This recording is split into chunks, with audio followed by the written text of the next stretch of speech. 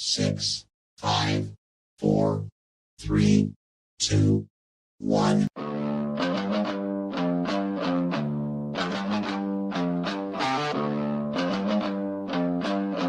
Yeah. Step into the ring where the lights burn bright. Thursday night, we ignite. It's a heavyweight fight. Steel steps, no fear. We go deep, we go raw. Talking truth, other parts won't touch. Breaking the law. Steel steps, we taking it higher. Real talk, no chill. Spitting fire. On, locked in it. We bring the heat. Every Thursday night, we can't be beat. We can't be beat. We can't be beat.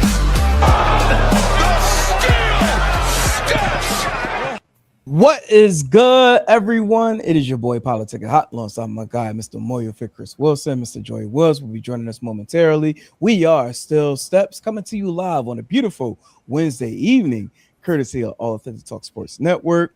Mr. Moyo Fit, happy Wednesday. Not our typical Thursday, as you know, you and I will be attending the TNA Wrestling show tomorrow in Philly. So we are jumping on a day earlier, to talk that turnbuckle talk. How you doing this evening, sir? I'm great, brother. 2-man power trip is back. The same as we do. Shout out boy Joey P. He'll be in here shortly. Hopefully all things go good with him.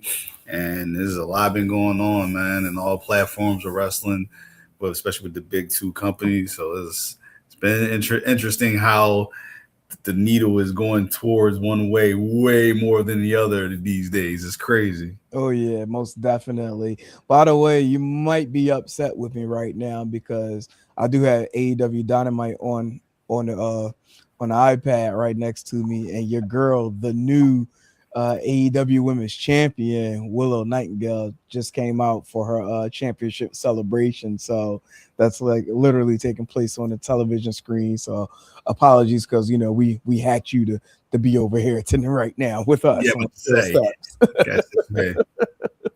my boo knows my love is real, so like it's all good. It's all good. Willow, what's up, baby? What's heard up? You. I think she just shouted you out, and all the way from Detroit. She said she was gonna do a little hand gesture. I knew what it mean. We got our own little signal. I know. Right. Whenever she do this, that's for me. That's for me. Say no more. Oh, just like she just wiped her nose right now. That was for you. That was the signal. That was the signal. Crazy. Oh man, but all right, man. Let's get to the shits, because we definitely gotta talk about one of the two companies a little bit in depth, because they do have a PLE coming up both Saturday and Sunday, talking about the WWE with SummerSlam going down in Minnesota.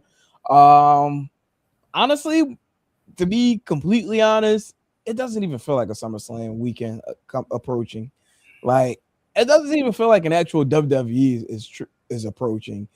And I just feel like with that's a problem. And I think we really need to dive into what's going on in the world of WWE, and why does it feel like there's a disconnect with today's programming than what it was a couple of years back. So with that being said, let's kind of circle back to Monday Night Raw, and which was the go home show for SummerSlam. And to me, there were a couple of big moments. Like, you had the promo with Brock and Oba, the promo with Roman and Seth, and you had this, oh goodness gracious, this unwarranted concert between Joe Hendry and Danhausen that they just keep stuffing on television week after week. Like, oh man, like I don't want to be so disrespectful, but like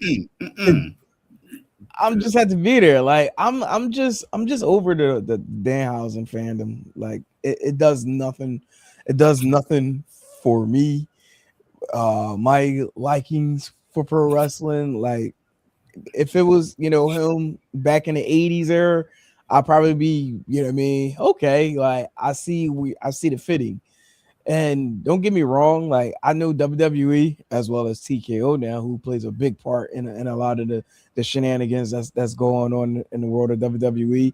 They also, I mean, they see him as being marketable, like like for the children, but outside of that, like like can he wrestle? I know he can wrestle, but it's not like he's not like wooing me where it's like holy shit, like I need to see this Danhausen in the ring. Like it's just it's a no for me at this point, man. Like I'm just overly fed up with it, and I need for him to like step away from certain storylines. And right now, like I already said it last week or 2 weeks ago, in regards to Joe Hendry, like I give him 2 years. That clock is ticking now. And that clock is like is ticking. Like we already saw what just happened with Jordan Grace and the news or rumors, I should say, in regards to her, leaving. Like something is just off with the company.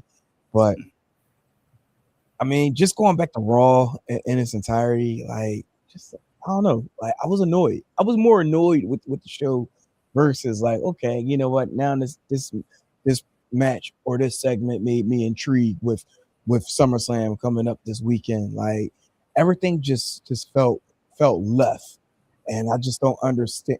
I don't understand. I understand it, but I don't understand why they are in the position that they are. But to them, it's the dollars. It's all about the dollars, and they always know that they can bank on viewership. So, but I think it's really at a time like we need to start voicing our frustrations as a community again, in the wrestling community. And like, listen, man, like this ain't it. Like y'all had something before, like you know what I mean, 2024 when Mania everything was here. Like they had that amazing build up. Now fast forward to where we are now, like I don't know, it's like the build-ups just suck, like just outright suck. But Mr. Moyerfit, I'm gonna let you go ahead, talk about this past Monday night. What were some things that stood out to you, and just flat out, just wasn't your cup of tea.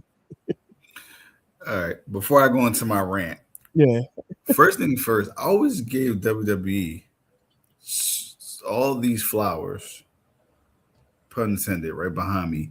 They're flowers for able to pivot like this. They're great at that.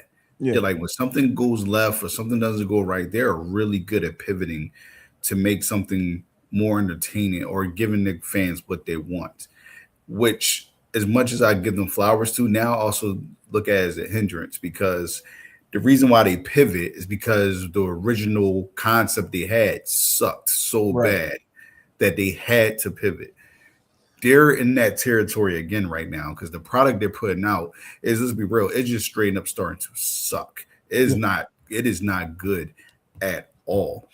It is not only is not good, it's confusing. It's yeah. confusing and then it's unnecessary.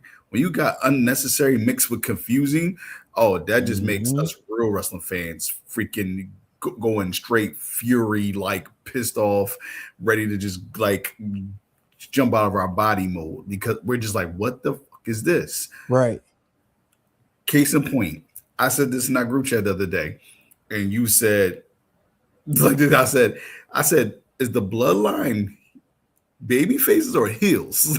Like, because nothing they're doing is baby face behavior, Right. but on paper they're baby faces Yeah. because they're fighting LA Knight face. What's the name? Not Powerhouse. What's my man? Royce Oh, Roy Keys Ski. Yeah. face. Yep. Solo, who's supposed to be a heel, but now I'm doing nothing but face things. And Solo is one of the most entertaining things in wrestling now. At least Mm-hmm. on Monday Night Raw for sure. Yeah. It's like what just happened? What just happened? So are they the faces or are they the faces? Because Right. it's not face versus face right now. Because this is a face. Jacob is a tweener. He's I'm just a badass and I'm gonna do what I want, but I'm gonna listen to the tribal chief, which is still not great because it's making him look like a bitch, which we all know Jacob is not. Like this, he's the best one to be honest. Right. And it's like, what is happening here? That's the part where I say it's confusing. This is confusing me. I don't know what the hell's going on here. This is confusing me. This Danhausen and Joe Henry. That was the worst wrestling segment I've seen all year. Agree. That was so bad. They are force feeding Danhausen on us so much. I said, like what you just said, and I agree. We're going to start to rebel on him because it's going to start to be funny, hee hee ha, to cringy. Get this guy the hell out of here. Like it's the same shit every week. To be honest, it's the same exact shit every week. And it's funny at first because it's like he's so oblivious and because he's going to be different and weird but funny and engaging. I'm with it. I'm with it. But at first I was with it. Now it's like all right, this is, I get it. But like you said, for the kids, and he sells so much merch. Yeah, that's why they put him out there every week. If he didn't sell the merch he sold, they wouldn't put him out there every week. But because they want to continue him selling hundreds of thousands of dollars a week in merch, they're going to keep putting them out there. Real quick, give you 10 seconds. Like, it's so bad. It's to the point where I feel like they're beyond just selling them to the kids because, like, he's so much on national TV now, on ESPN, like, for everything, like, with the whole curse gimmick. Like, it's beyond kids now. That, like, if they're able to put him on television to get the company over, they're going to do it. And it's going to, continue to happen. But go ahead. Yeah, sorry. Yeah, they're giving him credit for the Knicks winning the championship. They're giving him credit for Spain winning the World Cup because he uncursed the Knicks and he cursed Argentina. I was like, y'all fucking kidding me? Like, come on, like it's like, come on, that'd be that gullible, right? And like I said, like then why are WWE force feeding these celebrities on us? These outside celebrities, like. We got all types of athletes from NBA players. We got Jalen Brunson. Then we got Ryan Garcia. What the hell is he doing there? That was out of left field for real. What the hell is he doing there? Because they want to promote his upcoming fight because WWE deals with ESPN and TK. That's so still leave his ass. We don't. Nobody in the wrestling world cares about Ryan Garcia. All right, let's just make that clear. We don't give a shit. And I'm a huge boxing fan. But I'm telling you, as a wrestling fan, keep your ass over that ring over there. All right, we don't want you over here because your ass in the house. You serve no purpose. Like I said, so that whole segment was so dumb. I said confusing over here with the bloodline, dumb with Danhausen and Joe Henry. You said it was about to mark out Joe Henry and really put him to where he's no longer even like a legit threat to anything. He's just this comedy gimmick. Supposed to be hee hee ha guy to do funny segments on the guitar. Like I said, he's Elias, but like more charismatic than Elias. But at least Elias was taken serious when it was time to be taken serious. Right now, Joe Henry is not even. Now he's going to straight goofy mode. And I know that the character is supposed to be more goofy than Elias, but it's getting like, dude, 2 years ago. Right. To a year ago, Joe Henry was so damn over to where they put him as a special, guy to fight Randy Orton. He got one of the loudest pops of the night. He's in that. This is why I'm going at. He was in that segment. Trash. Yeah. Dominic Mysterio. He had the biggest pop of that WrestleMania when he won the Intercontinental title. They should have made him a babyface immediately. What type of pop he got. He was in that 7. He was serious. He fighting Danhausen in SummerSlam for monies on a pole. Like, what the hell are we?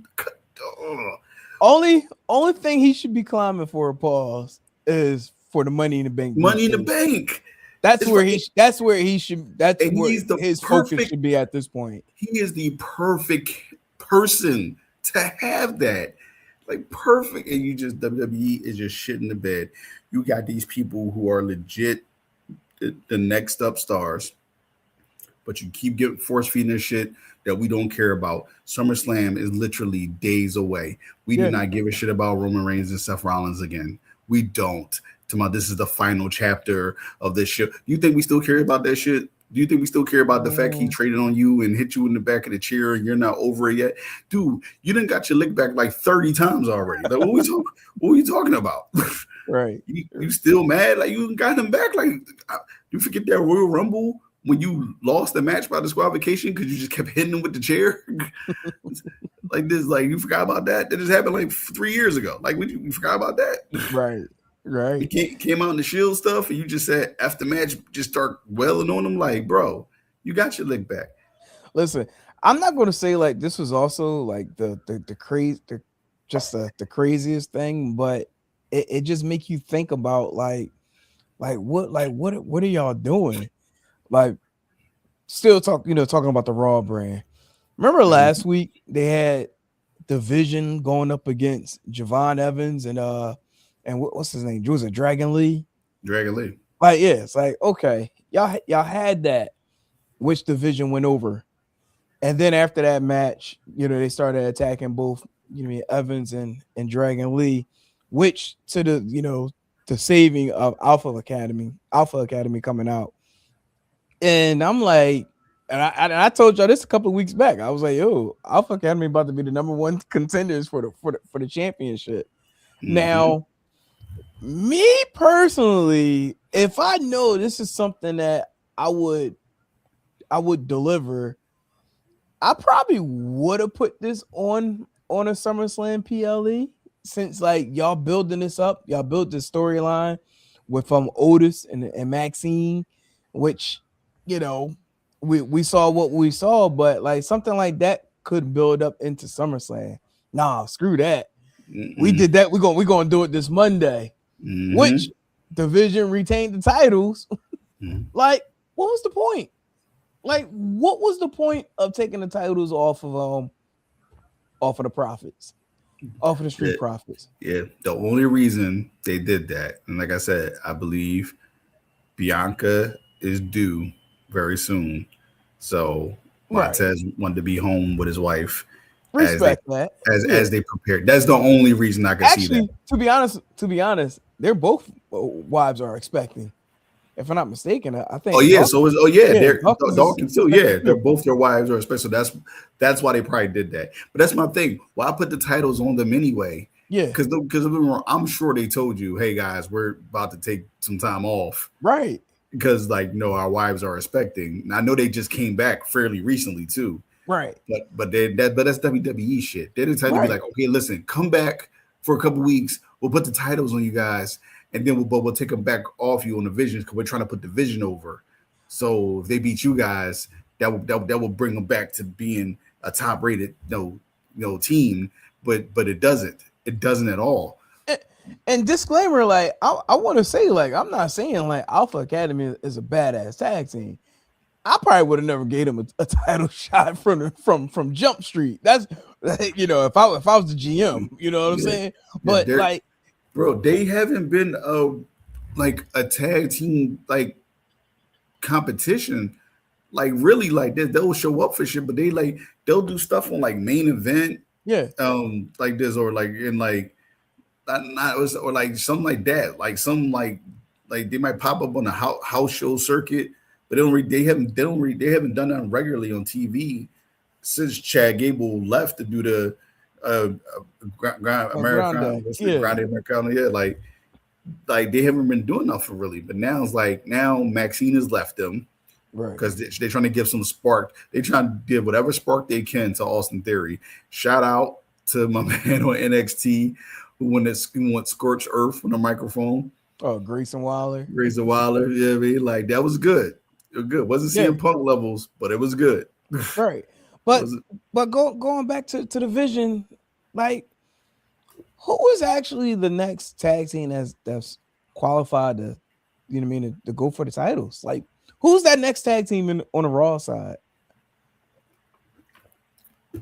You got no tag teams because Profit's going to be gone on sabbatical for at least the next 3, maybe 6 months. Yeah. What's name? You got the Viking Raiders over in AAA. What's name? They're the tag team champions over there. You done let go of one of your most popular tag teams who you absolutely shit the bed on their heel turn in the New Day. Right. They're one of the best heel turns in modern day WWE, and you totally shit the bed on that one. What's name? You got rid of Ciampa. So now Johnny Gargano's by himself. You got rid of the guns, the Motor City Machine Guns. Like there's all your tag teams you just get that were like would make some type of interesting whatever. You got rid of them. So now Right. you gotta do these makeshift tag teams that nobody will believe in because they're single. They would like Javon Evans was just going for the IC title a couple weeks ago. Now Right. he's a tag team partner. Like, come on, bro. And that pissed me off because I'm like, why would you want to devalue one of your fan favorites and allow him to take the loss? You know what I mean? In a tag team match. Granted, they felt like to them they probably felt like it would have been it's safe. It's safe to do, but to me it was just pointless. Like what was the point? And then to make Alpha Academy look larger than what they not. You know what I mean? After the fact, they didn't mean to make the save for him, for Evans and all Dragon Lee. Like it's just that bothered me. I meant to bring that up last week, but that bothered me like the whole time. And but it made it even worse just because of Monday and them, you know what I mean, retaining the titles against the Alpha Academy. But we're gonna bring our third member of the group up to the steel steps full, Mr. Joey Woods. What is up, my brother? What's up, everybody? What is up? Real quick, I had to these are always off showing off belts, so I had to he grabbed the spinner. Oh, for real? Bro, so this is an official kid-sized, like, actual replica, like, not Nice. like, it's like a metal one. Yeah. So I was on Facebook Marketplace, and I bought wrestlers off this guy, and he was like, my kid don't collect wrestlers anymore. I threw a belt in there for your son also. I go in the bag, and I pull it out, and it has, like, official belt bag and everything. I'm like, bro, this is a real fucking spinner. Like, this is a real belt. Like, this isn't that fake stuff you get at the Toys R Us. Like, this is an actual spinner belt. Look at it. It ain't the old school foam strap. No, this is leather. You start ripping like, that's dope, man. Yeah, this is leather. This is what was Lil Joey's reaction? He tries to wear it around now and shit. The only problem is the screws on the back. Yeah, a couple of them are missing, so it's a little loose. But that's an easy fix. Yeah, I was about to say that's easy. You know, like you got your local Lowe's or Home Depot. Yeah. So, but no. Prior to you jumping on, we were just basically shooting the shits about Raw. This past Monday, and I heard a little bit of it. It was like a little bit of the build up. Yeah. So not even Raw overall. I just hear what you guys talking, what you are saying. Yeah, overall with WWE. Just overall WWE right now, it feels very. I don't know, and again, I don't want to say maybe it's because there was injuries and stuff through hoops and stuff, but it feels very directionless right now. It feels like we're throwing a lot of shit on a wall and hoping that something sticks. That's what it feels like to me right now. Yeah. Like I get Rhea and stuff like that, and that's adapting on the fly and stuff, but everything else just feels like dating back maybe 3 months now. We gave Sammy the belt 9 days later on a random Raw. He's losing it to Punk, who comes back out of nowhere, right? Like, now he's fighting Cody and Sammy. Like overall, to me, it's just like a lot of let's see what happens, right? Let's just throw it against the wall and then hope for the best. Yeah, like it's a little all over the place. Yeah, like even the Usos. Like I love the storyline they're telling with the Bloodline and Solo and stuff. Like even that match feels like a clusterfuck, right? Like we're talking about like. What's his name now? Royce Keys. Is that his name now? Royce Keys, LA Knight, and Solo. Is that the most fucking random team in the world? Like, and I get it. It fits the storyline, right? But even those three to fit that storyline, like LA Knight fits because he's had beef with them. But just those three together just feel like the biggest clusterfuck in the world, right? Like it just feels like that's not a group you would think to ever put together in my wildest dreams. And like here we are on a fucking SummerSlam match. Yeah, no, most definitely. Joy, did you happen to catch the Joe Hendry Danhausen concert? No comment. Like, so here's the thing, right?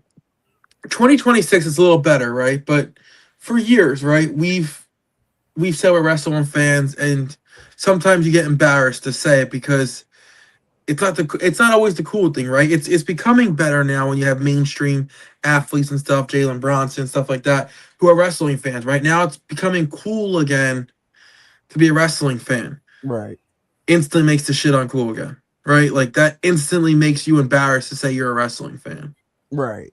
And then when you have WWE social media sharing that shit, saying, listen to it one time and get stuck in your head, motherfucker, I couldn't watch it one time. It made me so cringe, like secondhand cringe watching that. And I do a fucking wrestling podcast every week, right? Like that's how like much of wrestling nerds we are. And I was even embarrassed to say I was a wrestling fan at that time. The best It was part of that, bad.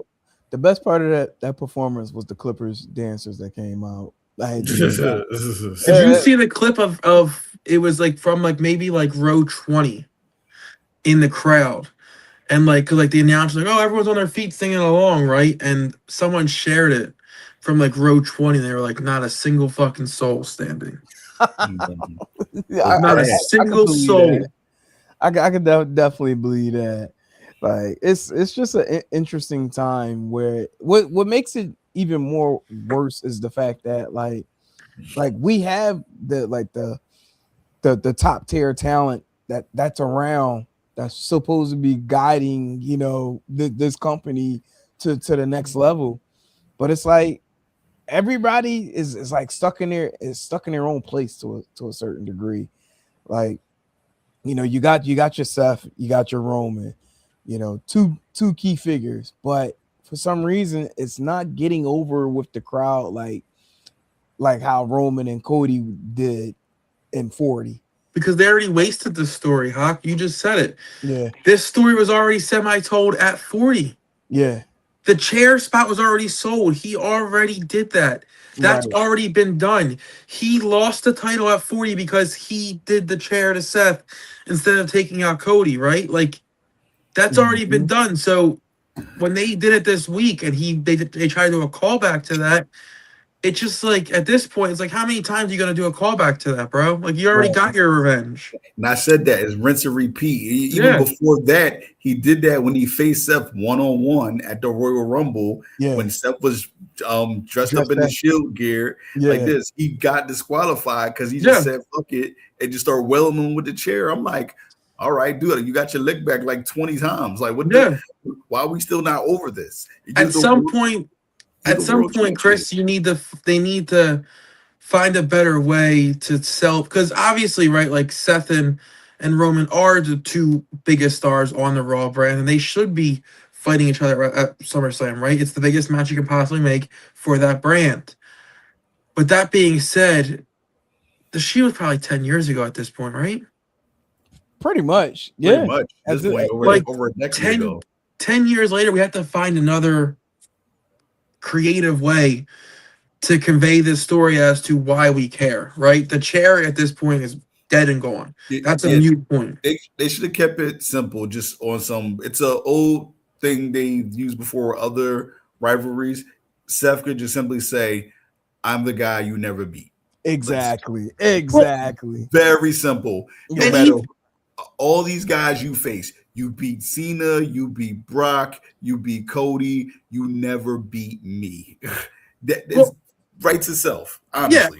Yeah. And even if they're because again, especially now with the push they're making on ESPN and shit like that, you're gonna get eyes that maybe haven't been on this product recently, probably tuning in this week, right? Because they're doing, I don't know if you saw last night, they did a special on SummerSlam last night on at like 8 o'clock at night on ESPN. When does that ever happen, right? On Sports Center now, they're talking about it and stuff, right? So you're probably going to get eyes this weekend that you haven't seen in years. So why not tell a story of we're the last two guys of our generation, right? Like we're the two of the few left in the WWE still standing at the top of the level from when we came in, right? Like it's the truth. No, it's true. Yeah, we easily told that story easily. Right. Especially how like they try to blur like the lines of reality into like to today's day and age of the company. Like why is it so difficult to still write? Like it's even worse when we're seeing how it's difficult for them to write their story itself. But part reason is also too is like the talent aren't on like weekly as like how it used to be back in the day. And I think that hurts. But what also hurts with that is that when that talent isn't on television, those who are like the mid card aren't doing their job to keep things afloat. You know what I'm saying? Like it's that's the difficult to one market thing. in this world. I In agree this with world that. of WWE. That's one thing I can say about the Attitude Era. The mid card guys were also on fire. Like Yeah. they were so over. It didn't Everybody matter had a what. story. Yeah, like because the story was intriguing. They did crazy stuff too to make you so engaged. So when the main event came, you still was like on go. You won 1,000 because you couldn't wait to just how this night was going to end because the build to it was so crazy. Because you start out with the main players, they get you going. You know, Rock come out, Austin come out, DX come out, something like that. Get you going. Then you have your top mid card guys come out. To keep it going, to keep the momentum and energy going. You bring out, let's be real, the bra and panties matches to keep the young people and pervs going. Well, you don't even need that in today's. No, I'm talking about that's my Attitude right. Era. That's what they did. Well, that's yeah. Did. No, they But did that. But here's They the did thing, a right? lot. You talk about that, right? For example, I'm just gonna pull a random gimmick from the Attitude Era out that was over as a mid carder. Okay, Al Snow in the head. Yeah. Yeah. What is even remotely right now close to that hot? Forget mid card in the WWE overall. There's nothing that's even close to that heat right now. Nothing From the crowd and the fans and like what they put back into the product. Right. There's nothing close to that right now in terms of what the fans give back. Nothing. True. Absolutely not. And they're going to have to figure out what they're doing wrong. I'm not going to put this on the competitors. WWE is going to have to look in that creative team, their writers. Oh, I'm going to put on the competitors, Chris. Like this. Like the competitors is going to do their best because they actually are better like athletes and performers. So it's like, but yeah, they have to have something that stands out about them more too. Their personalities have to be better because a lot of stuff is honestly rinse and repeat. They need to find their own identities and make us more, invest into them. But like I said, these storylines are so blah. It's hard to get into it because you're so pissed off how the direction these people are going. And he's like, because they're so good, but it's like this story fucking sucks. Like, how am I like, I'm not even interested in this no more. I got a question for both of you. Do you think this era of WWE needs those Attitude Era storyline likeness back? Example is like Austin Booker T and how like the chase of Austin trying to catch Booker T, you know what I mean, anywhere, whether if it's a grocery store, the church, or anything like that. Do they need to get back to that level of those can hurt. Even those days when the APA was fighting people in the bar, that shit was over. I mean, it's just like this because it was just entertaining as hell to see people get beat up in the bar backstage. Yeah, that little stuff was entertaining. You could do it, but do it to the level where they're not making their sponsors and people mad. Like fighting in a grocery store is not making nobody upset. Like it's funny, it's entertaining. There's gonna be way more entertaining than that damn Downhausen concert with Joe Henry. So like, that was so much time wasted. If you would have had, say randomly, anybody, somebody who needs a good push, like you put Rusev in there with Javon Evans. Javon Evans could be jumping and flipping over all types of aisles and all that shit. You would be into that. You would think it's entertaining. And then that whole Danhausen thing was just to promote Ryan Garcia's match against Ben Connor. That's all that was for. It was horrible. But I'm gonna take your question and up it with another question or two. Okay. Has WWE shot themselves in the foot from being able to create storylines like that because they give these wrestlers contracts now where they're not asked to show up every single Monday Night Raw? Like, how do you tell that storyline now when you get a Roman once every 2 weeks or once every 3 weeks? How do you tell that storyline?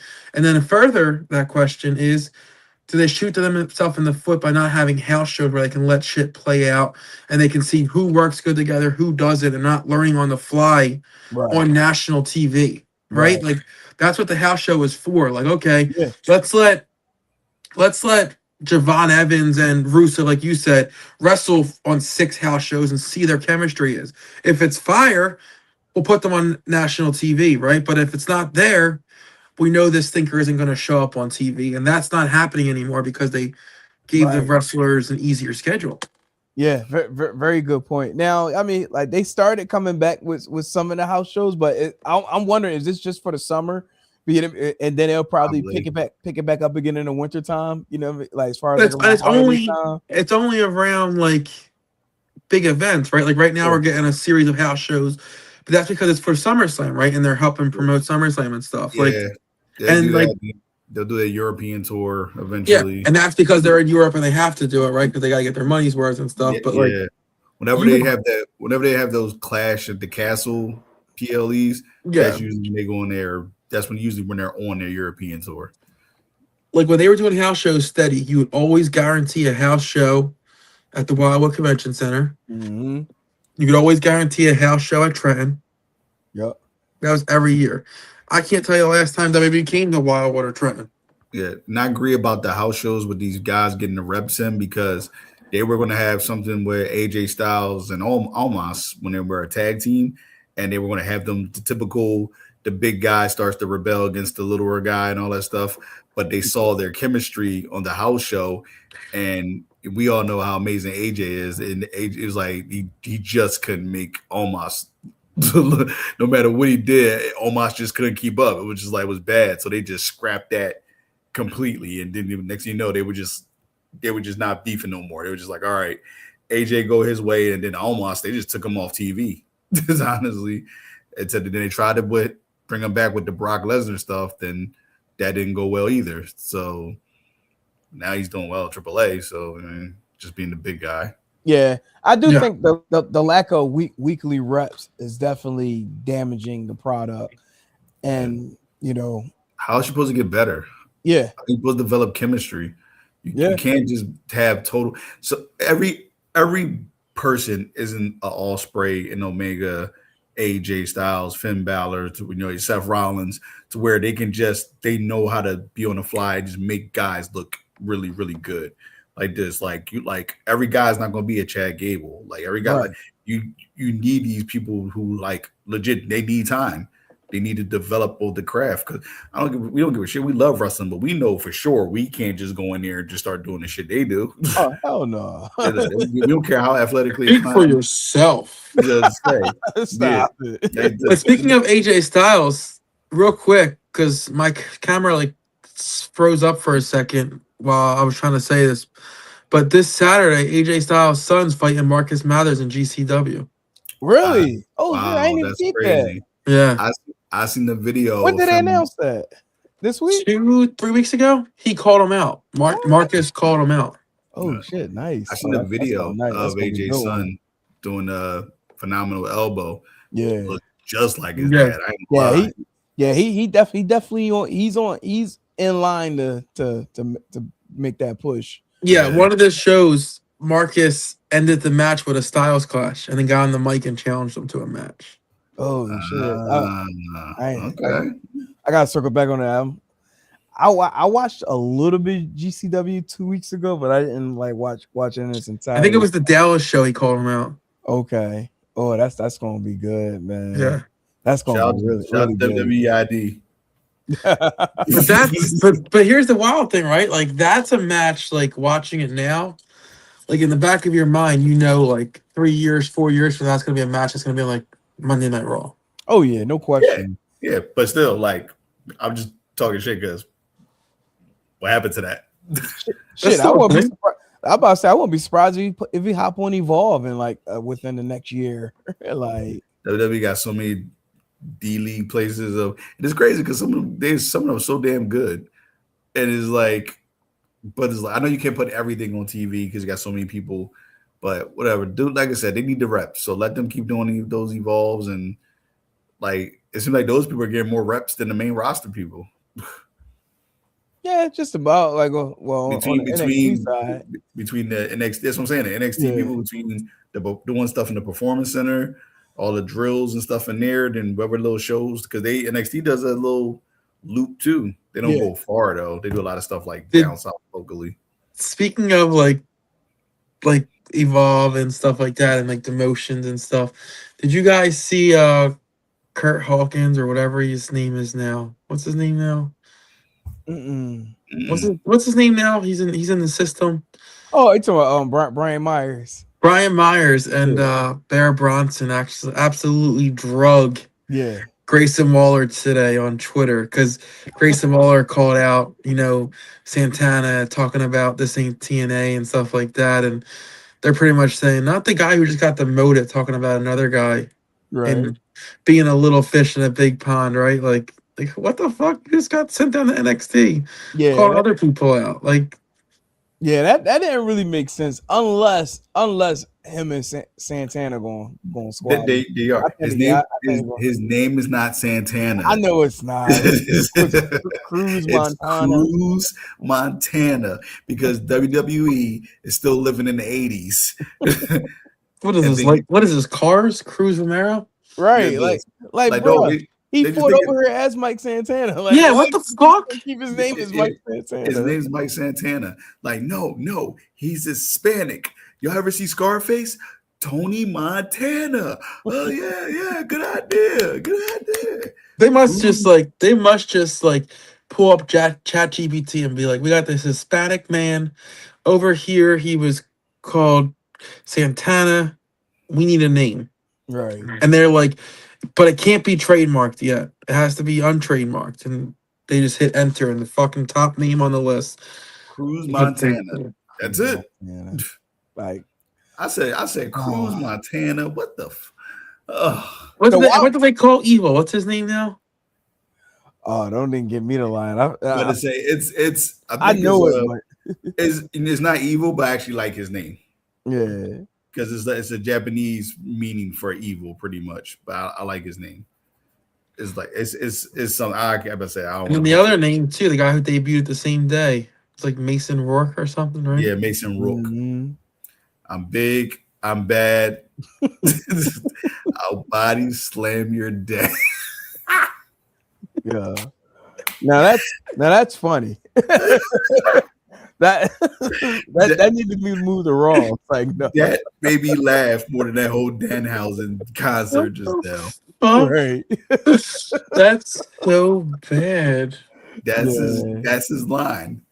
I'm big, I'm bad, I'll body slam your dad. It makes you really miss remember Boogs?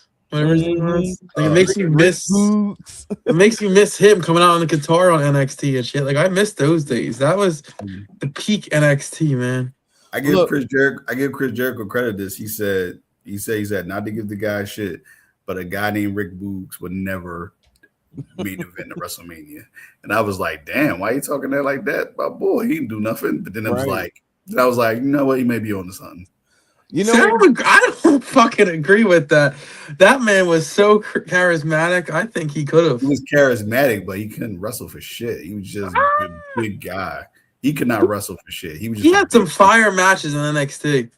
They were all right. They wasn't great. They were all right. And then when he jacked up like 30 more pounds of muscle, it just went left. I was like, all right, bro, just like when he got let go, I was like, yeah, I saw that coming. I wasn't even surprised. I was like, yeah, I saw that coming.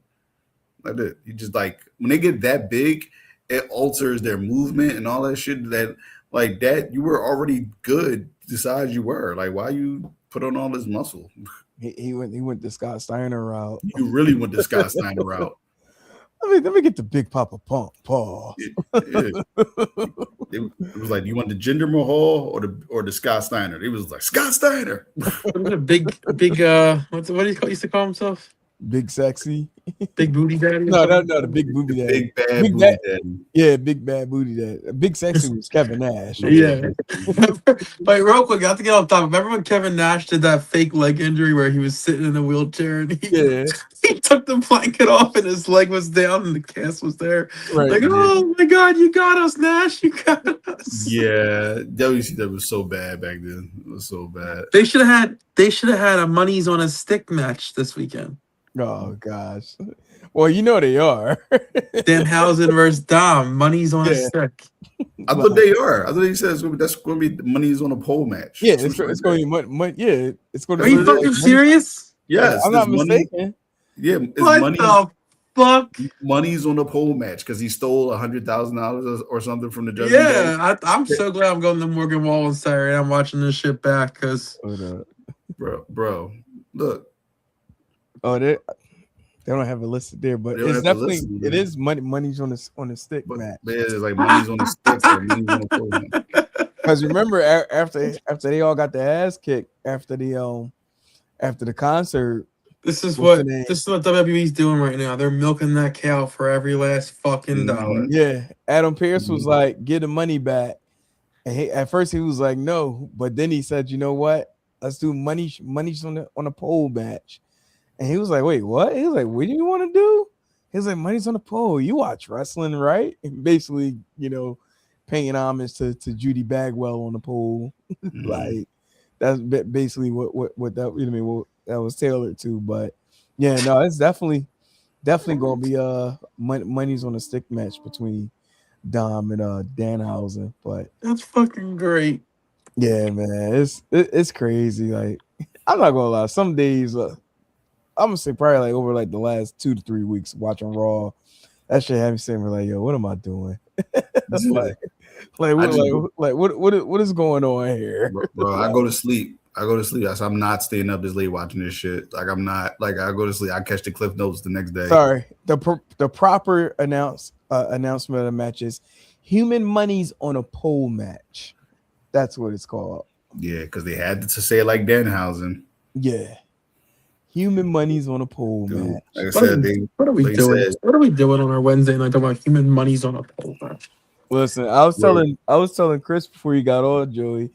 I said tonight's first hour of AEW Dynamite was better than the entire Monday Night Raw.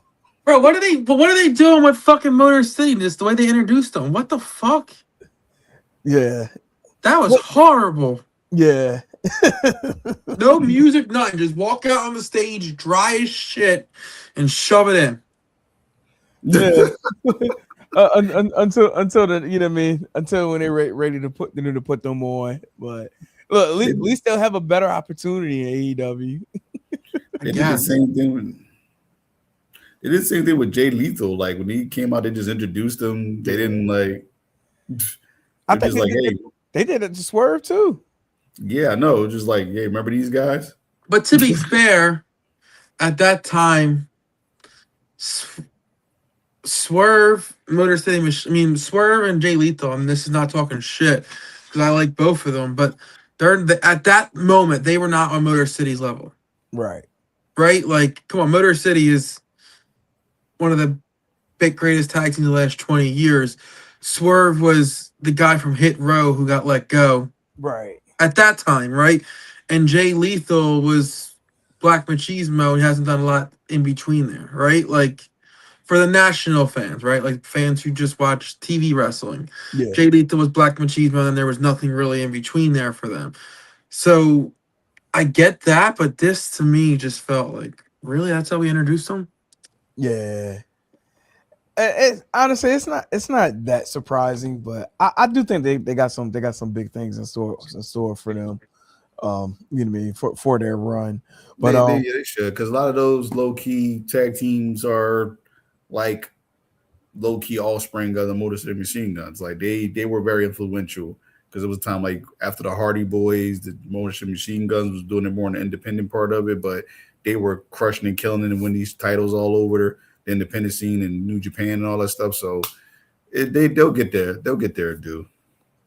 Because Tony Khan's a giant mark like us, so he'll make sure they'll get their shine. Hey, before we circle back into the SummerSlam predictions, I do want to just highlight a couple of matches from AEW Redemption, and then we could circle back to the SummerSlam preview and predictions. But I know we talked about Willow at the start of the show because of her being out there for the her celebration of winning the championship. But shout out to Willow for being the first grand, basically grand champion. Yeah, Like, it's only 3 titles. yeah, holding Keep it that way, every please. Keep title's it like, that way. yeah. So definitely shout out to Willow, becoming like a Grand Slam champion in AEW. Also too, shout out to Maya World, which was somewhat my upset alert pick from last week.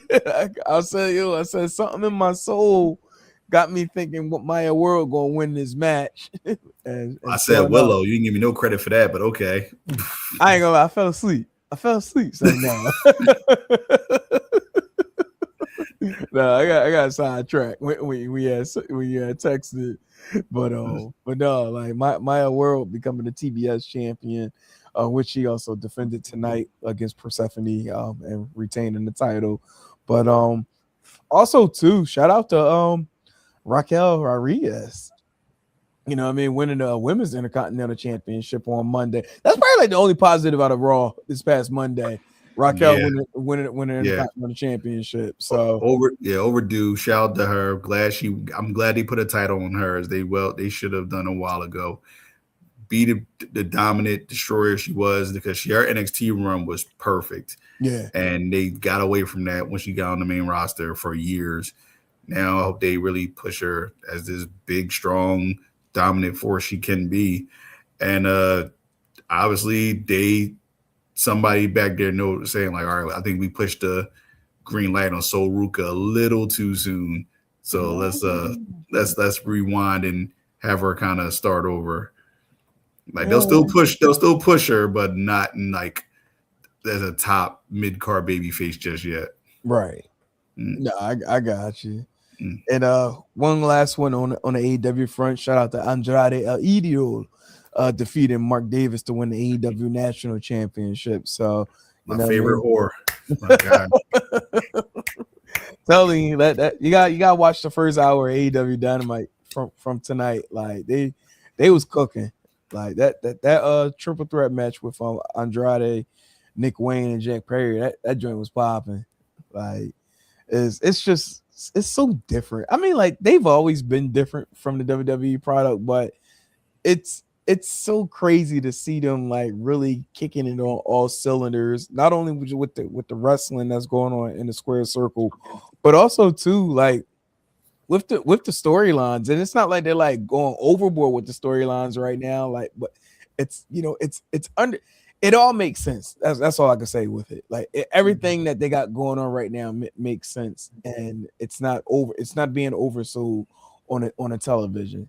But real quick before jumping into SummerSlam, yeah, if AEW can get Johnny Gargano away from that product once his contract is up, yeah, we're looking at arguably one of the best tag team divisions ever. Like legit ever. You're talking about Motor City Machine Guns, Young Bucks, possibly the New Day. Right. Motor City Machine Guns, right? DIY, right? Like the Revival, right? FTR. Like we're looking at like the best tag team division maybe of all time. Right. And you still got your veterans, Cope, Christian. Yeah. Like the War Dogs, Bullet Club, or whatever they're Bang Gang, whatever they're called now, right? Like that's crazy talent in that division, and that's wild. That's wild. The matches you can make. I'm telling you, they cooking. AEW is cooking right now. Like, don't call me a homer or anything like that, but they cooking. Like, no, they are. Like it's the product's been good. Like, I'm not gonna lie, right? So since I've been doing this GCW podcast, I kind of invest a lot of my time in the GCW product. So I don't every Monday tune in the Raw as much, right? I'll watch it back later, but watching it live to me, it's hard to do now to fit into my life, right? So I didn't catch every single AEW last couple of months, right?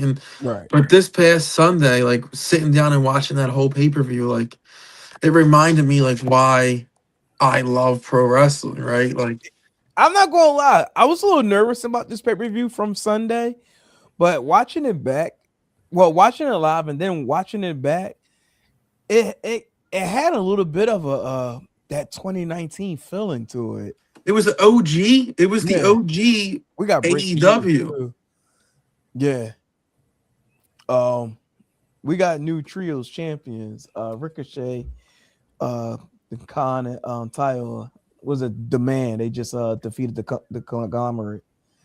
Yeah, so Okay. new AEW What a trio. stupid fucking name for a team. Well, let them. They But got you know, their but you little know, friends trailer. Ricochet, and- two-time champion in AEW. Yeah, At the national championship, now a trios champion. Well, he's doing something in AEW. and did what's the name return today, or has he been back for a while now? who? Who's that? Hangman? Wardlow. Oh, Warlow. I didn't see him yet. I didn't see him. Oh wait, I'm sure. Wait, is he in the ring now? No, he's not in the Nah, ring. he was with FTR Right. when Motor City Machine Guns debuted today. I might have missed that part. I saw a little bit on the screen, and I turned away. If they were him, he just came back not too long ago because he was injured. So Yeah. and then he was doing American Gladiators. Yeah, he was in the ring with FTR. There's a couple people. It was a couple AEW/TNA people, old TNA people on American Gladiators. Oh yeah. Like the John that was Mercedes Mornay's bodyguard. What was her name? Camille. She was on there. The dude they used to be in TNA, I forget his name. Yeah, like that Jersey Shore vibe. I forget his name, whatever. So they funny. So the demand, Jay Lethal and what's the name? What's my man name again? Christian Blake and Shotty Lee Johnson, like they always out there helping out to beat up on the conglomerate. So now Brody King, Bandito, and now Hangman, they all came out to make the save. So it looks like they're probably going to be going next, going for the trios championships again. Ah, that's what it looks like. But more than likely, they're probably going to have to go through Jay Lethal and them first, and then they're going to build it up to the demand. Makes sense. Brody King, man, that dude just been crushing it. Just like as a dude that I saw that potential, but I was like, I didn't know he was going to be like take it to this level. Yeah, apologies, Bandito didn't come out. It was just Brody and Hangman. They came out to help, but yeah, nah. Yeah, because earlier in the show, Motor City came out and they were with Jay Lethal and Sanjay and. Damn, I must have missed that quick because I literally had it on the other side. Like I saw the glimpse, but then he turned away and was talking.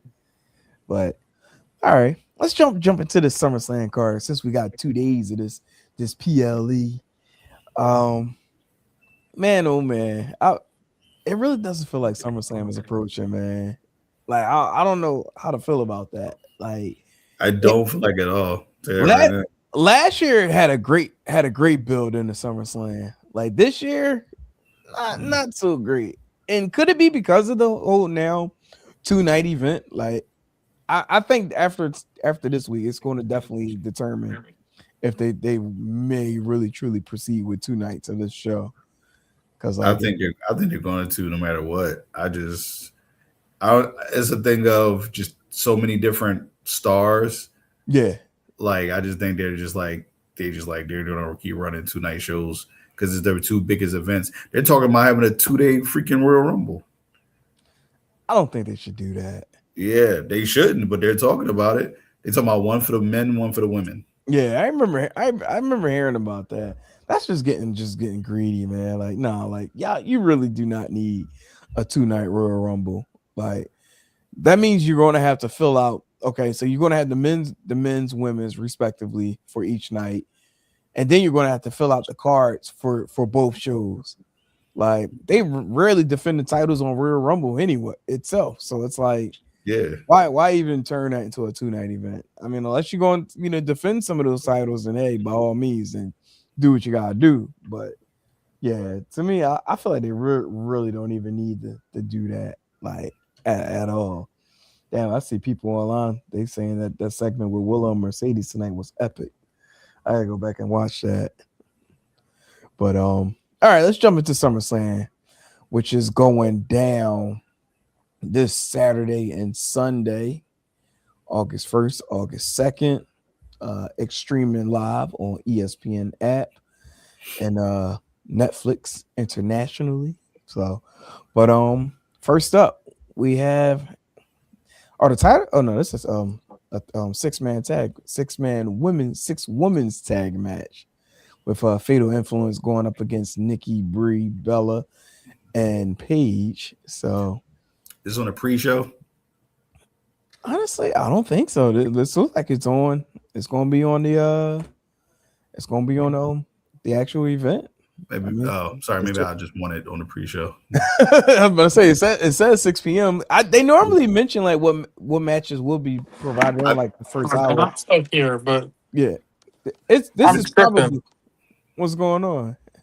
I swear I saw Motor City Machine Guns debut today. But I can't find anything that. What was I fucking watching then? No, you know what? You probably was watching the Bang Bang Club. That's that in a way. That's who I think I saw because I don't have the volume up. Like I did a quick glance and I turned away from it. That What the fuck was I watching? you probably saw the Bang Bang Club. Yo, you're funny, dude. You're funny as hell, dude. Yeah, you definitely saw the Bang Bang Club. I'm looking it up now. They cut a promo backstage with Mick Foley. Yo, you were a funny my Bro, guy. what was I watching? Yo, you were All right, let it go. you were something else, dude. But Mr. Murphy, I start with you first. Who you got winning this match? This might be like hour 1 on Saturday, but I'm not sure. Yeah. So what's name? Yeah, I'm honestly I'm going with Fatal Influence. Like they just won the tag team titles like this. You got to keep that momentum going, and because you're going to create some friction between the Bellas and Paige because they're going to split. You know they are. It's going to be a matter of time before they trade on her because I'm not saying it's going to be on SummerSlam. I'm not saying they're going to create some friction because there's been no heat since Paige's return. Like it's been nothing's been different. Nothing's been a oh my god thing. Not because too she's been in a tag team this whole time. So you can't have her have some singles push and create some rivalry if she's in a tag team. So you need to separate them. So the best way to do it is to have them lose in this match and plant that first seed of friction between the three of them. So I'm going with Fatal Influence just to keep their momentum going because they're really good and over right now. So you got to keep that ball rolling with them. Okay. Mr. Joey Woods, who you got? I'm going Fatal Influence. I mean, this match doesn't do shit for me, if I'm being honest.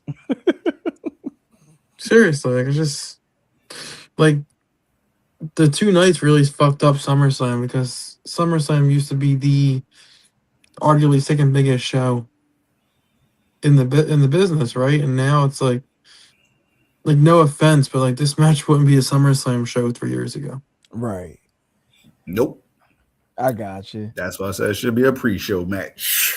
And it just might be, but I'm also gonna go with Fatal Influence too. I think at this point now that they do have the titles, like it would be kind of stupid for them to just lose at this point. Although that is kind of like the WWE mentality of like, okay, they got the titles, but they're now in a 6-woman tag match.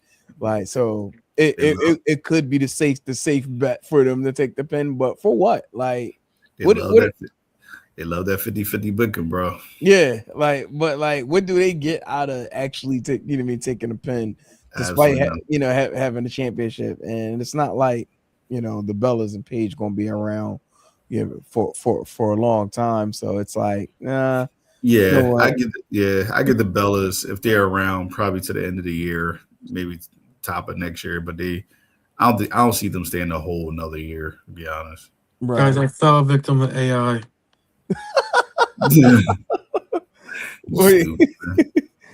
Either that or you saw the clip when from one of the people that put the post out from like their Yeah, 3 years ago, or is it really an AI video floating out there? Because I did see like the Bang Bang Club. They was on tonight. I don't know what it was. Maybe it was an old clip, but I swear, Yeah. bro, I sat down at my parents' house and turned on AEW tonight, and that was the first thing that came on the screen. That's hilarious. Nah, that actually may have been the Bang Bang Club. I know what the Bang Bang Club is, bro. I know. AI got you. I don't know what it was that I watched, bro. I don't. Now I'm like thinking like, did I watch it on my phone? You know what? It was on my phone, so it definitely was AI. Because when I sat down to watch AEW tonight, it was the Kyle Fletcher match. Because the exact moment I was watching was when Don Callis was calling Bandito a coward because he tagged in and tagged out immediately, or Speedball a coward Speedball. because he tagged in and tagged out immediately, and I forget which. I think Tony Schiavone was like, he was in a ladder match this weekend. You give him some respect or something like that. Mm. So it was definitely AI I saw on fucking line. Fucking AI. AI does it, Yeah, I man. got you. All right. Well, next up, we got the undisputed WWE Championship #1 contenders match. This is another thing. Like during the old era, we would have never had #1 contenders matches during the SummerSlam. It would all be title matches. Yeah. It'd be all title matches. Like you having a number one contenders match at the biggest show of the summer. Like like what does that make sense? Hey, you used to fight for #1 contender, and then we'll make you fight for the belt at Money in the Bank. Right. Yeah. Like the fuck? Yeah. By the way, Oba hasn't decided when he's going to fight for the title. So he gave it up. Huh? He said he's giving it up. He's given up completely. Yeah, he said he knows that'll come eventually. He's giving that up. That's bull. That's horrible, man. All right, so he's winning the Rumble. Yeah, possibly. Yeah, that's what he's winning what the fuck? He's winning the Rumble. But I'm going to go on a limb with this one. Like as much as I want to pick Finn, I think Sammy's going to win this match, and I think this would now be the point where they start to insert Johnny Gargano into the mix. He's finally going to wake up, and I think it's going to cost and help out Sammy to win this match. Hawk's been saying this for 3 months now. Yeah, I'm good. At this point, fuck Johnny Gargano. Let his contract expire. Yeah, right. This is for 3 months now. He's coming back. It's like no. Right. Let's say who's at this? It's SummerSlam. It's Cody versus Punk, right? So for that, I'm gonna say Finn Balor because I know CM Punk personally asked for Finn Balor to come to SmackDown. So like he must ask that for a reason. And from what I'm hearing, they might keep that belt on. Well, I mean, I'm just gonna ruin my prediction, but they're saying there's gonna be a kind of a longer reign for him on this. But WWE changed just snap of a finger.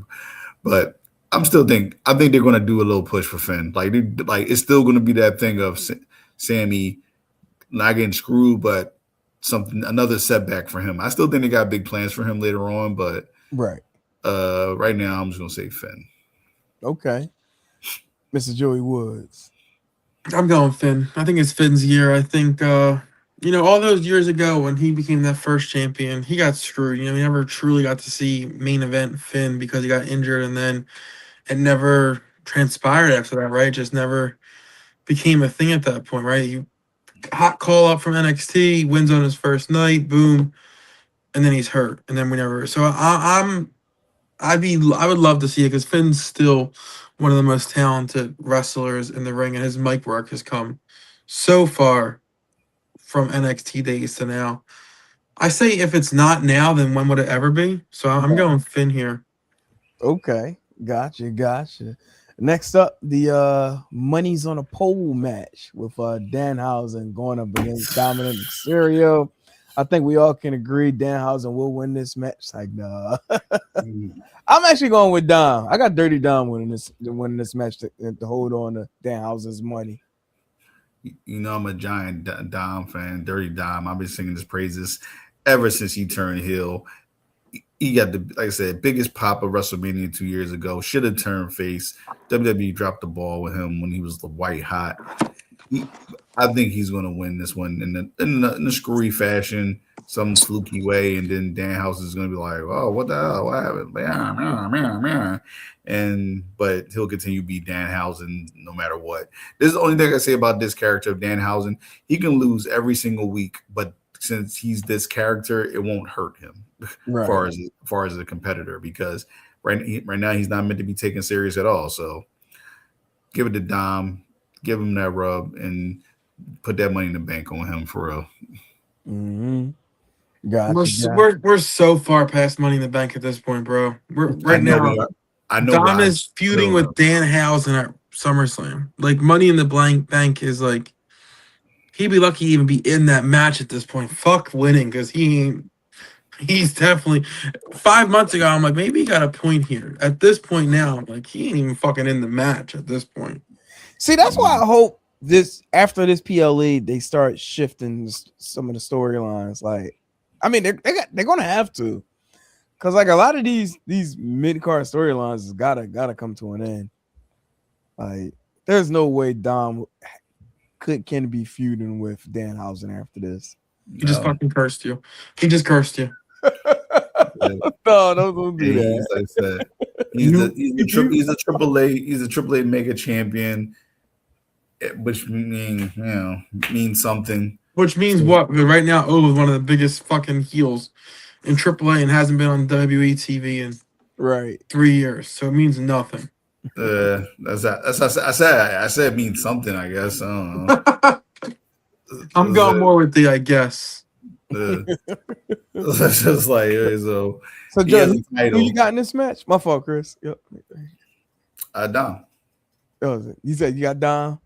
Yeah. And Joy, you said you got Dom too? I don't. Oh, you don't?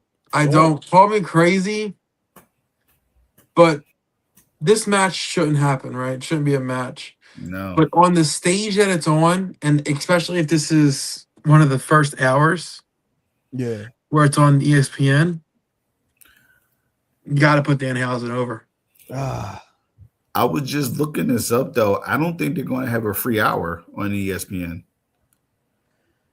They were doing that, but they said they might go away from that because they don't think they get the same amount of subscribers if they give it out for free. Interesting. They said they think it has the opposite effect. So I don't think they're doing a free hour for some. Well, see, here's what they're doing wrong, right? They're finishing the match in the first hour. The first hour should stop halfway through a match, so they have to go over to the app. Like AEW. Like see the conclusion of this match, and then the screen goes black. Right. And then you could have like a little bit of a downtime in the match, right? Kind of like you do on Raw with commercials, to let the fans get over, and then like 5 minutes later, boom, the match is back on. No, fuck that. They gotta go AEW style, had a whole pyro and all while the match going on. So you're talking hour 1 and 2 of Nitro. Right? In the middle of the match. Right. That's Nitro. We've now completed hour 1. Yeah. They got the fucking Nitro girls in the cages and shit. Meanwhile, you got fucking Goldberg dropping fucking Bill DeMott on his neck. Yeah, you got a U.S. title. You got a television title match going on between Ultimo Dragon and freaking Prince Ikea. Next thing you know, they just getting random pyro. Right. People like, damn, this match is fire. Jericho Mysterio just wrestling. Like, we're in the hour number 2. That's probably gonna be the only Prince Ikea reference y'all will ever hear in life, by the way. That's probably the only one that was made today. Like nobody in the world mentioned him. You just broke the Guinness Book of World Record for most mentions in one day. Gave him two. That guy's going about to Twitter me like, hey, what about fucking royalties, bitch? I'm about to say he just followed you. I'm just saying. Shout out to him. He'll call me a true fan. He'll be like, shout out to my true fans. Like, what? Right. My day one. Bro, I didn't like you. I just remembered you. Yo, you know what we fucked up? Like, what if because you mentioned him just the one time, and just out of nowhere, like he just like think y'all like best friends. Like, hey, like, Chris. yeah, I heard you was going to the show and blah blah blah. Nope, not going there. Sorry. He gonna meet you at the Leah course. I know, right? Like, hey, I got his floor pass. Like, what? Real quick, speaking of Leah Corsa, you be his friend then. Yeah, I would, yeah. I'd be like, hey, buddy, what's up? Cousin. Did you see they put an invitation out to LeBron? Yeah. Yeah. I started to screenshot that. I'm sorry. I love TNA. What kind of mark shit is that? Right. I mean, strategic. But marketing. that man's a money print machine, though, bro. So Right. That's almost as bad as the Saudis asking for fucking what's his name? Yokozuna. Nah. What's more believable? Yokozuna showing up in Saudi or LeBron showing up at the Leah Core Center for TNA? I think Yokozuna. yeah. Sorry to say, but yeah. I got a point there. LeBron's like TNA. It's like the fucking right? clone of Yokozuna. You're more likely to see a fucking hologram than you are LeBron show up tomorrow night. Last time Bron probably watched wrestling was the last time he showed up at that one Raw like years ago when he was a rookie.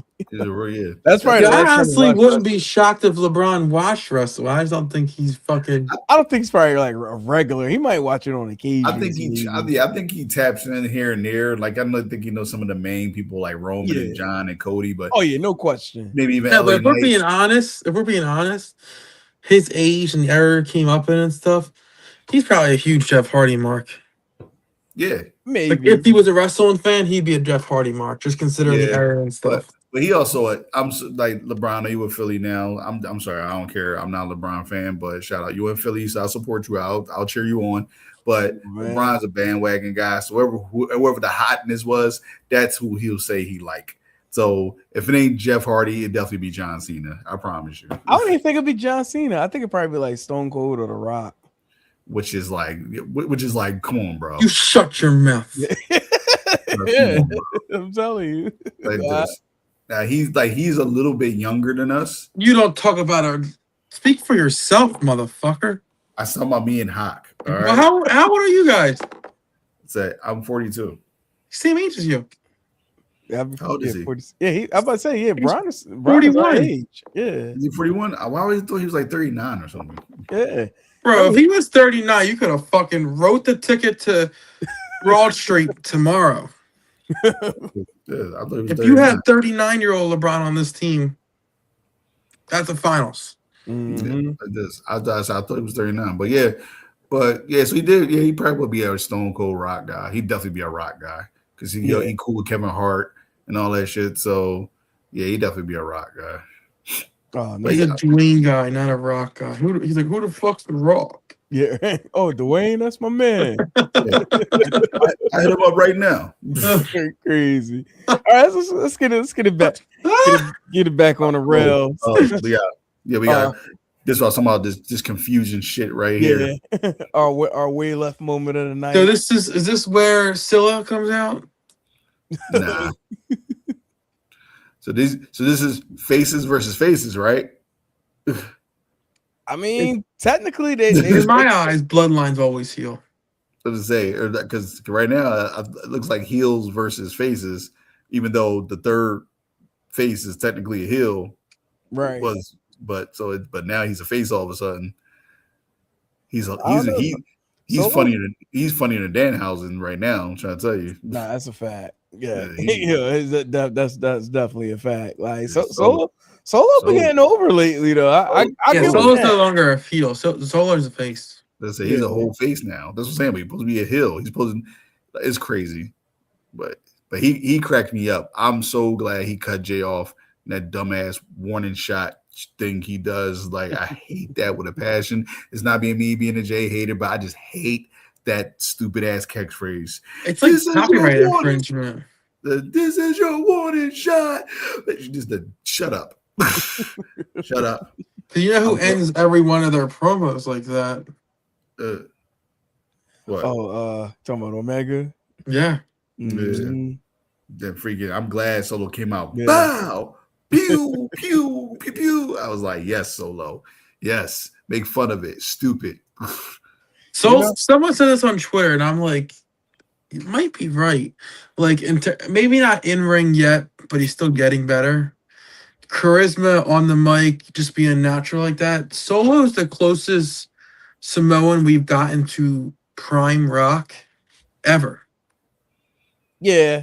Like, just being so natural and funny, and like Oh, yeah. one Yeah. second he's a heel, and the next second he just flip it on and be like Yeah. the funny for guy. sure. Like, he's the closest we've had to the Rock For out of sure. all of them.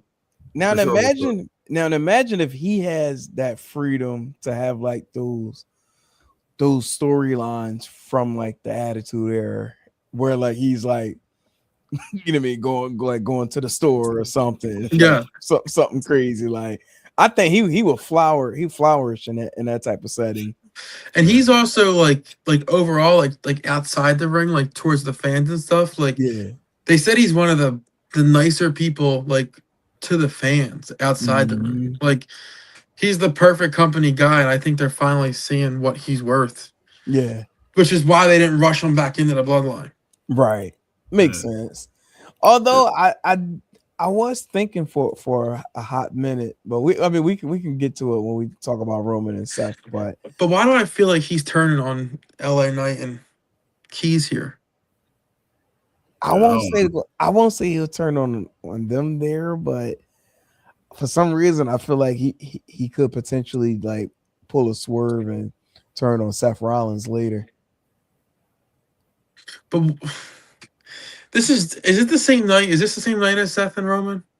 No. Seth So it would Roman work, right? So what if and this would fuck up my pool at work, but I don't care. It's just a wild thought that came in my head. But what if he turns on LA Knight and Keys during this match, right? And like, oh shit, he's with the bloodline now, right? Right. The next night he comes out to help Roman and then actually turns on Roman. And boom, Seth Rollins wins the title. Right. Because then you can have a solo. Because I don't think we've ever had solo Roman. We did. Did we? Did. It was on that launched on Raw on Netflix. Raw on Netflix. The opening. But I mean, like a major, like that was a major. That was for the Ufalafa. Yeah. Ulafala. I know that's what LA Knight called it. That was the first Netflix, right? Yeah. Wasn't that a beatdown? Yeah, he called it. It was a Samoan. What was that? The Samoan Rules match, whatever they called it. Yeah. I don't know. I think that would be the best bet, if I'm being honest. I said I wouldn't be surprised though, because they got him and Cody have to go away soon to promote this Street Fighter movie. Yeah. So that's why What's also plays into other predictions I have. Okay. All right. So everybody, final saying on this one. I'm actually go with. I'm gonna go with Solo, LA Knight, and Royce Keys to win this. I don't know. This is WWE. What's his name? I don't know, man. Because Solo, I got a feeling Solo is gonna do some shit that makes them get over and win. Like, I don't know, like he does something, and just like the way he can laugh at him when it's all said and done. Laughing at the bloodline, or yeah, laughing at the bloodline. Like I got y'all. Yeah, I'll go with Royce and LA. Cause right now they need something. Yeah, like for real, they need something. Like Royce Keys has still not gotten over with the fans at all. Like he hits these great power moves and all this shit, and he gets no reaction.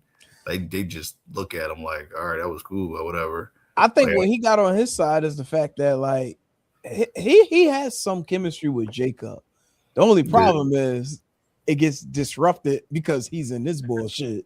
Yeah, so so they need something. He needs something for he has the spotlight on him because it's their second biggest show of the year, and he needs to do something to where people just start to get more enamored with him. Because like I said, right now, like I said, I'm not putting this on him, but right now people are just not like intrigued by him at all. Like it's just like I said, which is weird to me, but they just not fucking with him. So WWE Universe ain't fucking with nobody right now. Yeah. if your name ain't Roman, Seth, Cody. that's about it, Cody, Punk.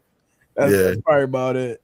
Is this an odd thing to say here? But I feel like whoever you pick here, you got to pick the opposite of Seth Roman. I don't think they're gonna clean sweep, right? Like so, like for example, if you're picking the Usos here to win, I feel like Roman almost loses the next night. I see what you're saying. But I don't see how it's possible that you can have them either both lose or both win. But then that's almost like guarantee that that they're going to be involved in that match. Yeah, and that's so I think I agree with you guys if they lose this, and then they're involved in the match and help Roman win the next night. Okay, I mean that's pretty valid. Yeah, that's what I'm saying. Yeah, so like they'll definitely help Roman because that's what they do. They help Roman retain the championship. So yeah, I mean that's what I said. I don't know what the hell they are, heels or faces, but okay. By the end of the SummerSlam, I think you're able to see that they're heels. Yeah, maybe what could happen is, and we're kind of like skipping ahead to that match, but like Bloodline gets involved. Royce Keys, Knight, and all of them somehow get involved. Solo then gets involved, tries to take out Roman, accidentally takes out Seth. Yep. Go from there. So sets up a Seth and Solo story. Yeah, and Solo on the apologetic tour, like, yo, I'm sorry. Like, I'm sorry, man. Like, because I think that'd be fire feud, Seth and Solo. Yeah, it actually wouldn't be bad at all. So come on, WWE. Hire us. Press the next button again. Yeah, he said to the next one. Don't get me wrong. I rock with Trick 1010%, but I don't think this is necessary to be on SummerSlam. This is almost equivalent to it should be on like Friday Night SmackDown because shit. Yeah, like put it with the fucking Andre the Giant Battle Royal the Friday before the fucking pay-per-view. Corbin just returned yesterday. He just got back. I guess we can just say who we got. Obviously, we all think Trick's gonna retain, right? Oh, yeah, 1,000%. Sure. Yeah, 1,000%. Now this match right here, this is probably the most, like the match I'm looking forward to the most of all matches this weekend. Gunther and Nick Aldis. I think they are going to put on a banger. Yeah, it's going to be good. But Gunther's going to win. But Gunther's going to win. Yeah. It's going to be good, but Gunther's going to win. Right now, Gunther's in the weird limbo right now because he's in the main event scene. He's fighting with Cody and all the good stuff. But like I don't think they took advantage of like they should. Like this, like I don't think it should have been Oba. I think it should have been Gunther who retired Brock Lesnar because he retired Cena, who they keep calling the greatest of all time. They retired AJ, who is the greatest of all time. He retired Goldberg. Like he was on a killing spree. Like I thought the plan was also for him to fight. He's gonna retire Aldis. Yeah, they're gonna retire Aldis for sure. I thought he was gonna retire Rey Mysterio too, but then Rey got hurt. But it was weird. He got hurt before WrestleMania, but then all of a sudden ended up in the ladder match. Yeah. So it was like, okay, that's weird to me. But I mean, but what's his name? But Gunther not only needs to beat him, he needs to really show him that you should never come out of retirement type shit. Like, I think it's gonna be a close match. I mean, I'm talking about when it's all said and done. He needs to beat the shit out of him. Okay. Yeah. I think Gunther wins this, and then it leads to a feud with someone who wins later on in the card. That's possible. Yeah, I can definitely see that being possible. But yeah, I do think this is like one of those. This is that Nick Aldis moment where he's. Is that Nick Aldis? It don't look like. Shut up. What the fuck is that? That's because you don't see him on a flyer often. It's like Nigel McGuinness. But did you see that crazy ass lady at the last Raw? No. When Gunther came out, there's a video of her circulating. She put her hand out straight in front of her. What? It was like an older lady too. She was like 70. Oh shit! Wait, she gave him a finger or? She was doing a salute. Was she doing the The not. Oh wow, that's fucked up. It was wild. Everyone was like, "Is this fucking old white lady serious?" Right, If you know anything about Gunther, he not with that shit. right. And you probably was like, what the fuck? Somebody Get her stoned banned. her. Get her banned. Someone beat this bitch up. Yeah, somebody Get her outta stoned her here. now. That's wild, though. Yo, he That's probably was pissed. You gotta look it up when you get off. okay. I'm gonna definitely search that. His But next up, his best friend is dating a Hispanic woman. Like, yeah. Next up, we got the Intercontinental Championship match with Penta defending the title against Chad Gable. this is gonna be a fire match. This is gonna be a good match. This is gonna be a good match. I got Gable winning just for the fact that he's gonna be the hometown man. You know, hometown. No shade to the hometown man from TNA, but Gable, he's gonna be the hometown man. He is the hometown guy. And all I know, after this, they better give him a nice lengthy reign. He's going to have the fire matches. Do not just give him this as his moment and then forget about him, because he's still world championship material. Like, don't do that to him. Just give him a nice reign. Let the other pieces fall out first between Oba and Punk, Cody, all that shit. Let that shit play out first. But then sooner or later, you got to put Chad back in that main event scene. Yeah, so I think this is what I was talking about. Chad's gonna win, and then hopefully see a nice lengthy feud between. I know we've seen it a little bit before, but revisit Gunther and Gable for that title. That'll be wild. That's definitely one way they can do it. For some reason, I got a funny suspicion that they may revisit the Gable Grande run again with the IC title. I don't know. Right now, Grande's got the. Well, he might do. What you saying? Does the that may shit? Yeah. That may. I mean, that also too may pan out depending on what they do in AAA too. Because I know he got the situation going on where now Dominic's supposed to be helping him out allegedly. He chose to line himself for Almas and yeah. So, but it's definitely probably like the second favorite match of this card. Yeah, this match will be fire. This match will be good. Oh yeah. Next up, we got the Women's World Championship match with Liv defending the title against Io, and I know we all here got Liv winning this match, right? Honestly, yeah. Yeah. Why you gotta say it like that? Stephanie, hurry up. Please come back. Please come back. Wait, Stephanie. You fucking really got Liv winning? Yes, I do.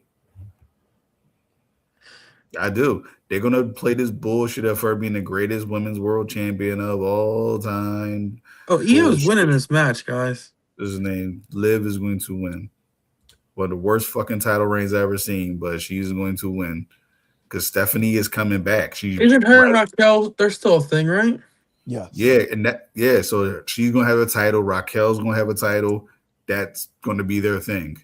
I see it the opposite way. I think Raquel winning the title and then Liv losing the very next week starts the rift that then starts the feud. I mean, that could happen, but for right now, just WWE just love this freaking girl. In fact, I'll take it one level up. That belt that Raquel won on Monday will be the blow that cost Liv this belt on this weekend. On Saturday? Okay, we'll see. Interesting. We'll see. Nah, I got Liv retaining this title. Yeah, I know. Yeah. Because I picked the Io in my work pool, okay? Because she is the greatest women's wrestling champion of all time. It's like, no. And then you woke up. Yeah, right? It was almost as bad as her song. Oh my God. That's never mind. I don't want to talk about her song. Go ahead. And went to work. It's like, next up, we have the interim WWE Women's Championship ladder match, which is going down on Sunday. Participants are Charlotte, Jade, Chelsea, Tiffany, and looks like we have a mystery. It's either Lash or Julia, right? Gotta be. That's only this other SmackDown people on there. Which name? Unless they call up somebody from NXT, it might be Lola. Why did I think that was already announced that them two are competing for that final spot? As far as who, Lola and Julia and Lash. Oh, are they?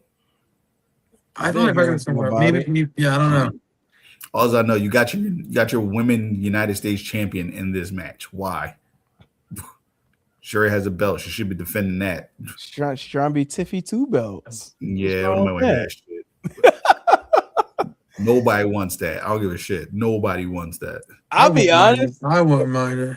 The person I want to yeah, they're facing each other on Friday for the final qualifying. Okay. All right, so it's probably going to be. So we're ahead of the curve since we are recording on a Wednesday. I don't know if it's going to be Lash because they already got the big dominant force in Jade. What's his name? Because she's the big strong person. They usually have like one big strong person in these matches, but they probably put Lash in there because she's like next up. And they don't know what to do with Julia. I think Julia gets it. You know, she was such a huge signing and stuff. At some point, you got to kind of put her front and center on these big shows. I think this is one of those shows. Yeah. Right. Maybe they need to move her ass to Raw. They could have used her. So insert Julia or Lash in this match. Who y'all got winning on Sunday? All right. I got Charlotte. It's like, who else? I got Charlotte. She hasn't held a title since 2023. Is that correct? What, the tag team championship? Like a major singles champion. Yeah, I believe so. Right.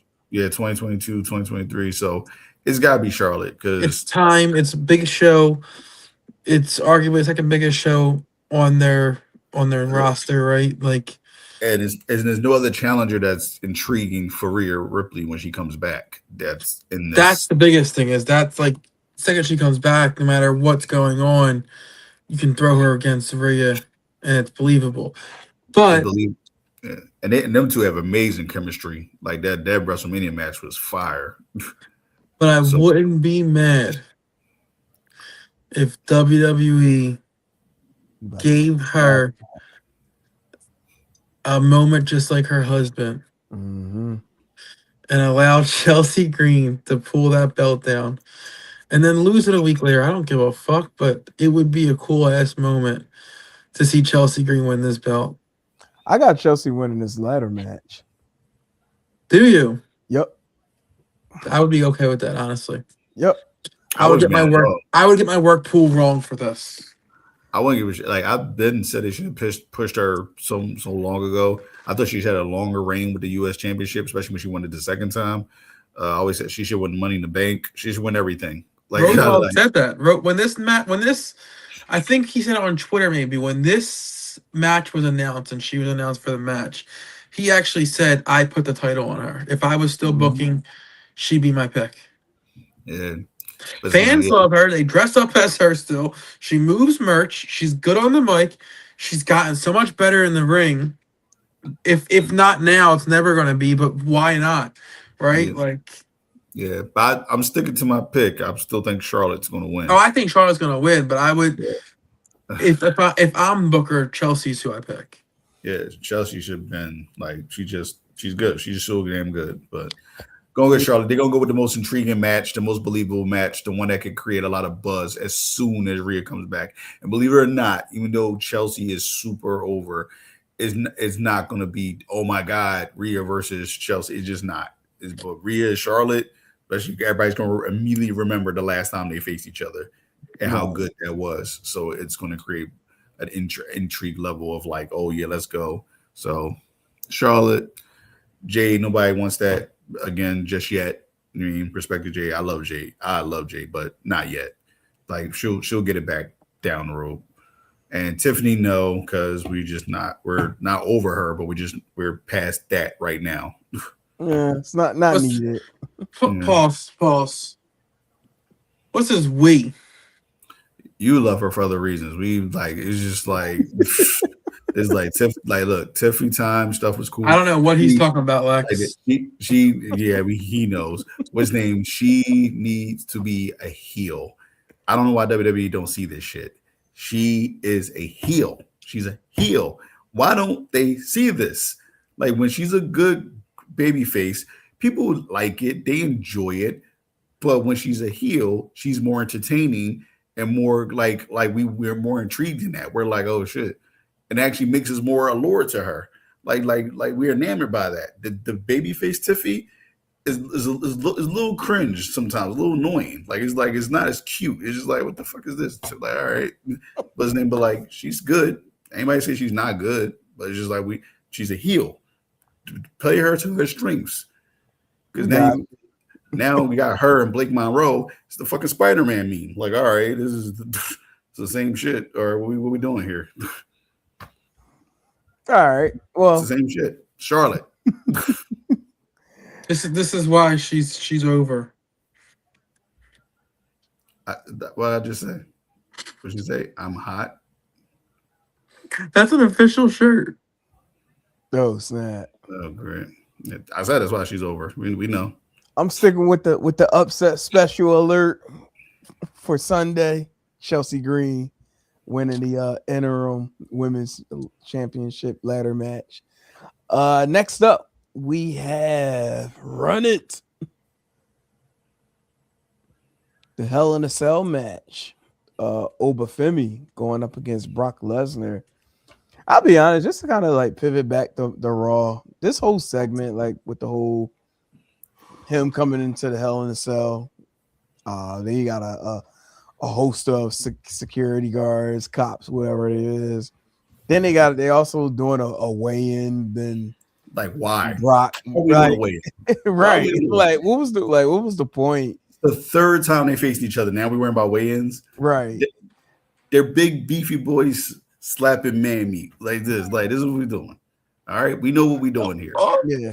And then they locked the Hell in a Cell because Brock didn't want to go in. Like it was just this whole build up. Like it shouldn't have Monday been was trash. The build up for this was trash. It was unpredictable. Because nobody wanted 3 matches. Nobody wanted 3 matches. You're telling me that you can't legally beat up a cop and then expect to fight this weekend? Multiple cops. I was about to say it should have been like even more cops coming out of the woodworks. Because he's like he literally assaulted 12 cops just about. Like SWAT didn't come. He didn't get tased not one time. Because we know how. Never, I ain't gonna talk that Stop shit. It. Stop it. I caught myself. All right, listen. This is just like whatever. Nobody. We did not need 3 matches. All right, I'm gonna stick to the script. We did not need 3 matches. After Mania, that should have been it. Well, this is Brock's swan song in his hometown. What happened? This is Brock's swan song in his hometown. I know that, but we didn't need that. If we did that, it should have been Gunther. You could have had Brock as the baby face, not as the heel. But Brock has always been best as heel, man. He is, but when he was that baby face, when he was just like it was almost like he was a borderline dickhead, but he was kind of funny. When he was the ass kicker, yeah, he was funny, and we were cool with that. And it was like he was funny. He was being more charismatic than he's ever been. It was like he was actually he was actually enjoying what he did for a living. To me, I feel like his best character was when he was holding on to the briefcase, acting like he was holding it like a boombox. Like really, Brock. Like, is it even SummerSlam season though? If he's not F5 and a shark. Yeah. I see why he hated WWE back then. Mm-hmm. He probably was like, I want to do this shit. Yeah. Like, that was one of the more iconic SummerSlam commercials. It was. Yeah. They probably told him, dude, we'll give you $50,000. All right, I'll do it. All right.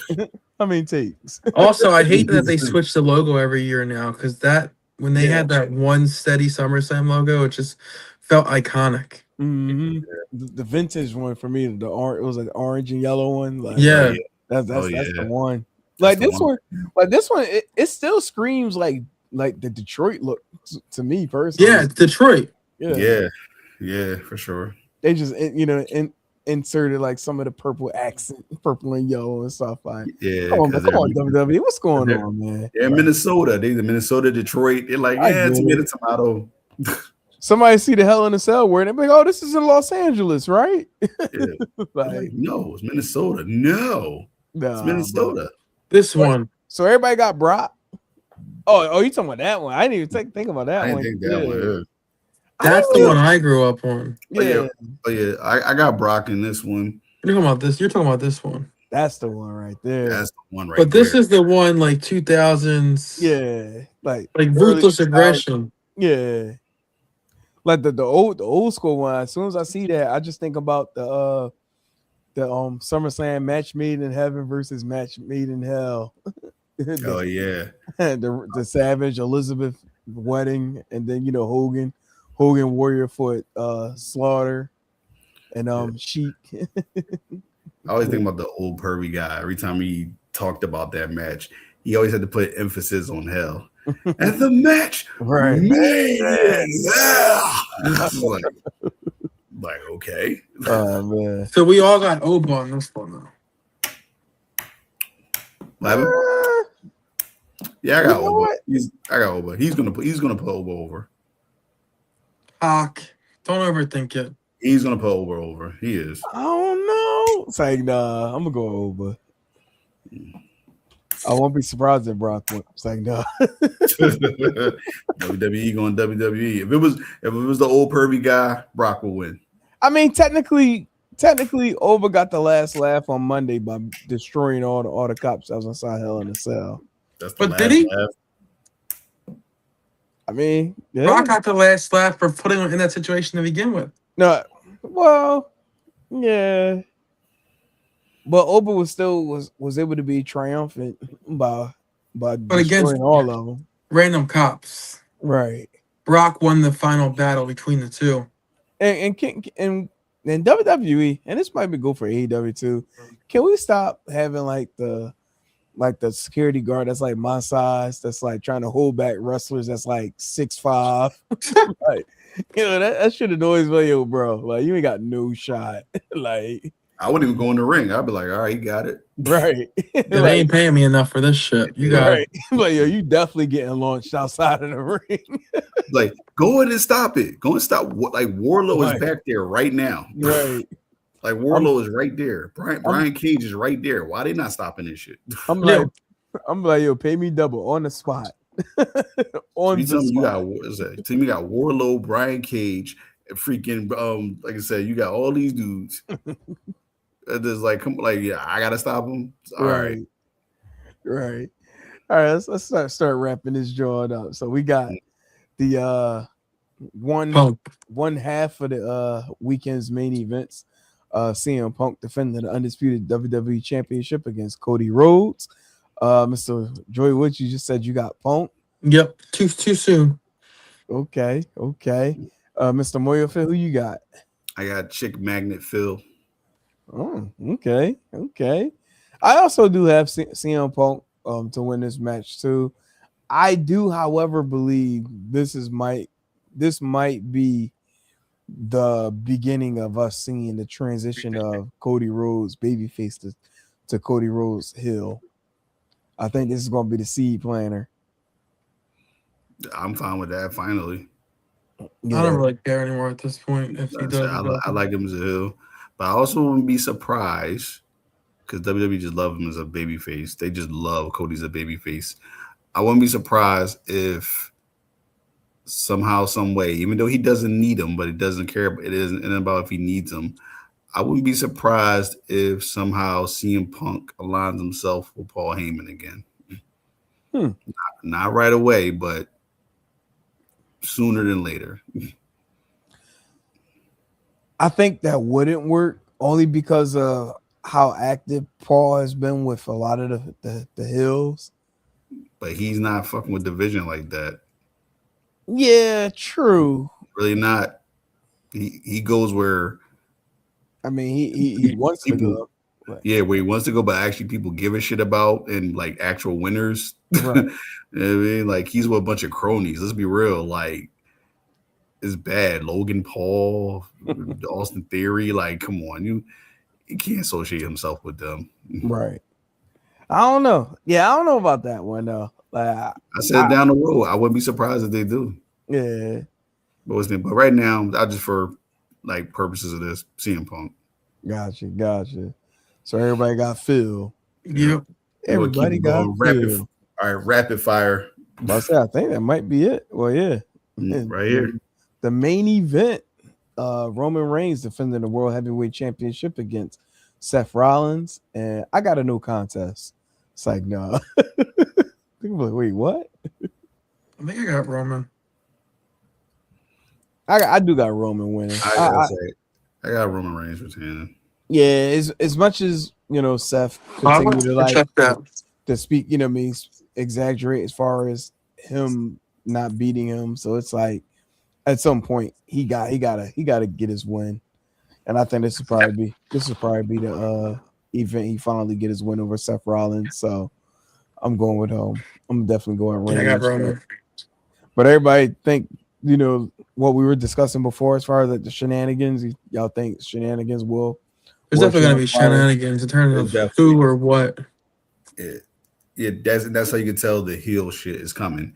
Because Roman was fighting when he was a true face, like undisputed face. He was beating people by himself. He beat Solo on his own. He beat CM Punk at Mania on his own. Like this, he Bronson Reed. He didn't need help. He just went out there and like just took people out on his own, 1-on-1. Like he didn't care about having help. As soon as the bloodline gets back involved, now they're gonna start showing up for his shit. That shows you the heel turn is coming.